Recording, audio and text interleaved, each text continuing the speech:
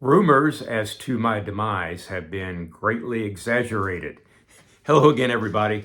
Bruce, Diamond Gems 45. Welcome back to the channel. It's been a couple weeks, and I know some of you have probably gone to the grocery store and looked through the milk cartons to see if you can find my face. But no, here I am, ready to go. I just, really haven't had that much to talk about. I don't really talk much about grading or any drama within the hobby, and there's always, if the day ends in the letter Y, there's probably some drama in the hobby. But haven't really had anything much to say. Like I said, no pickups, and didn't really think of any ideas to do a video until I watched a video the other night from Pine Tar Baseball Cards. He took his run of Lou Brock and used a showcase showdown with Chris and Baseball Collector and interjected himself into the video and did his Lou Brock player run and compared them to their player run, and ended up doing pretty well anyway. So then I watched that video, and yes, I have Dupuytren's contracture, and I have my finger in a brace. Anyway, like I said, I watched Pine Tar's video, and then the next night on the Four Collectors channel, I watched the live stream of Jason, Kyle, Joe, Mike, a lot of Midwest power there, like myself. And watched that video, and they went through about 6-7 different categories as what draws them to a card. And I said, well, I'm not very techie, so I can't use any of those videos and superimpose my face over them. So I just will take the format of the live stream and the 7 questions that it had and interject my cards into it. That way I can show some cards, and that way I have a new idea as to how to do a video. So anyway, it basically what draws you to a card, and they had 7 different categories that that may draw you to a card. So without further ado, let's start with category number 1. Category number 1 was a card with your favorite image, the card you just love looking at the most. And for me, that would have to be my copy that I picked up at the National last year of Dizzy Dean in the 1934 gold medal flower set. Here's a guy smiling because he gets to play a little kid's game, and you better be smiling. And what makes it really special, he's smiling, he gets to play a little kid's game, and it's in the middle of the Depression, which makes it even that more interesting, how you can make money doing just playing baseball when everybody else, 25% of the adult population was out of work.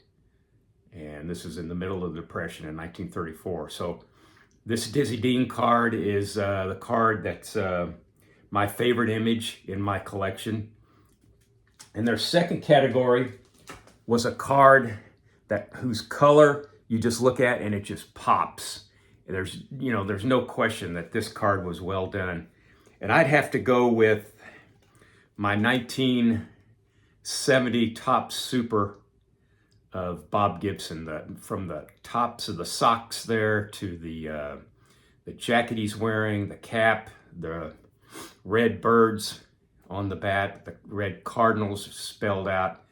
It just, there's nothing like red on a baseball card. I know might be a little biased, but there's not another color that pops out like red on a baseball card. And if you look closely, this is the same uniform and probably same photo shoot that they took his 1970 Topps card from. And yeah, that's the card that I think the color pops the most in my collection. So they moved on the third of 7 categories, and show a card of your favorite set. And my favorite set is the 1953 Bowman Color. It's so simple, but some of the cards are so great. I know one of the fellows showed an example of Allie Reynolds from the 53 Bowman color set with the facade of old Yankee Stadium in the background. And there's so many great cards. The Gil Hodges card with the scoreboard of Ebbets Field in the background, just beautiful. But here's my favorite. Another guy just sitting down, smiling because he gets to play baseball for a living. My 53 Bowman Color of Stan Musial. And Stan has a spot up in this shelf there. In fact, this card goes right there. I put Stan there, and I put Ozzie Smith's first Cardinal card there, because Stan is the fellow that connected my dad's generation to my generation, and Ozzie, 82 Topps Traded, is the fellow that connected my generation to my kids' generation. But like I said, show a card from your favorite set. 1953 Bowman Color is my favorite set, and there's my copy of Stan Musial. And category number 4, show a card with your favorite back on it. You know, the 1955 doubleheaders and the T201 Mecca double folders, if you get them graded, it kind of takes away from the fun of folding them over and utilizing the entirety of the card. But I'm going to go with my Mecca double folder of Roger Bresnahan and Miller Huggins, both pictured as Cardinals, both Hall of Famers for things they did after they left the employ of the Cardinals. There's the Mecca back. That is so cool. And there's Mr. Bresnahan hanging by his heels. So that's my favorite back. Got this over in St. Louis at the Orlando show. I've been to the Orlando show one time and been meaning to go back, but I just haven't been able to go back. But I am going to the show in St. Louis that they're having out in the Westport area in October, but I will be attending that one. The next category was show a card from your favorite team. This one almost made the card that pops category, but just showing a card from my favorite team. And this, to me, was my favorite team's best team in my lifetime. And this is I'm going to use Mike Shannon, the high number from the 67 set. The Cardinal team from 1967, in my opinion, was the best Cardinal team in my lifetime. And this is one of the high number Mike Shannon. Some people think it's a short print, some people don't. But anyway, 67 high number and a 8. And that's the card I'm going to use that signifies my favorite team.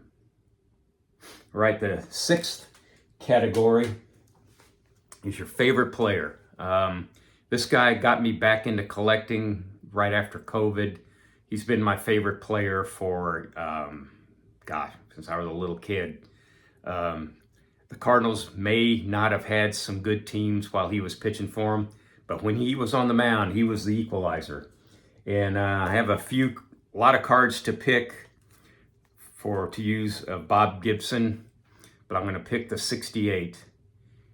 He was MVP, Cy Young, and he won more than 20 games that year. And this was the year he had the 1.12 ERA.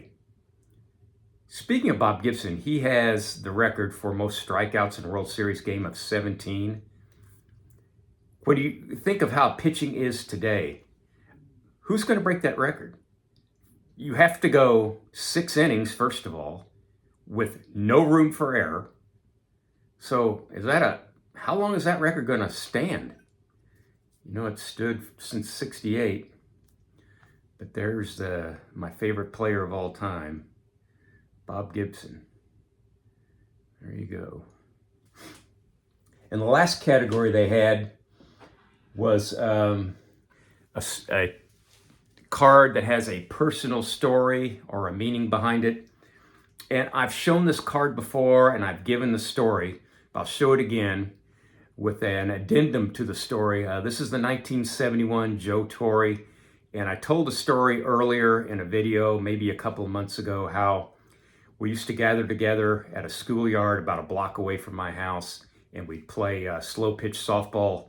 Where I grew up, there were 600 slow pitch softball teams in my town of maybe 145,000. And we would play, we were on teams that were organized, but we'd play every night when we weren't playing on organized teams at Dexter Grade School in Evansville, Indiana. And a guy would bring a radio, and we invariably listened to the Cardinal game. And when Mr. Torre came to the plate, most of the time we'd stop what we were doing and listen to him hit. And there's the Torre in a near mitt 7 from 1971. That was his MVP year. Yeah, I think it was 363, something like that. Anyway, so those are the cards from the 7 categories that they had on the live stream. To that end, with the Torre card, like I said, I lived about a block away from where we played, and I guess, looking back on it, I probably lived the closest of anybody that would play down there. So we would take that radio, walk down towards my house, and there's across the street from my house, there was an aluminum street light pole. And we'd take that radio that we listened to the game while we were playing a game, we'd put that at the base of that aluminum light pole.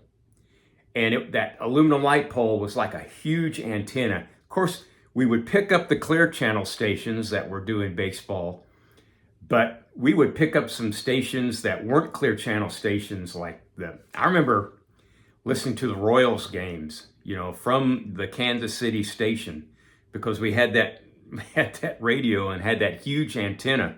Anything basically, east of the Rockies, we could listen to. And, if the Cardinals were playing, we'd listen to the Cardinal game. But, if they weren't, we were pulling in the Rangers, the Twins, like I said, the Royals, the Indians. It was, any Clear Channel station that did baseball, we were listening to. So that's probably changed now, but that's just how it was back in the day. Anyway, also watched a video, Dan's baseball PC. I'm going to do a VR for him. He's been on YouTube for 3 years, like myself. He wants you to show a card that best talks about your collection and you. And it was one of the cards that I showed you today. So I'll be making that video hopefully ASAP to get back on here and get some sort of regularity back on the good old YouTube, on the good old interwebs. So anyway, maybe in a show in Newburgh, Indiana in July 10th and 11th. Still haven't heard back from the promoter, but I'll let you know as soon as I can. But anyway, that's basically all I have. I just had an idea, put one video together with one live stream and came up with this.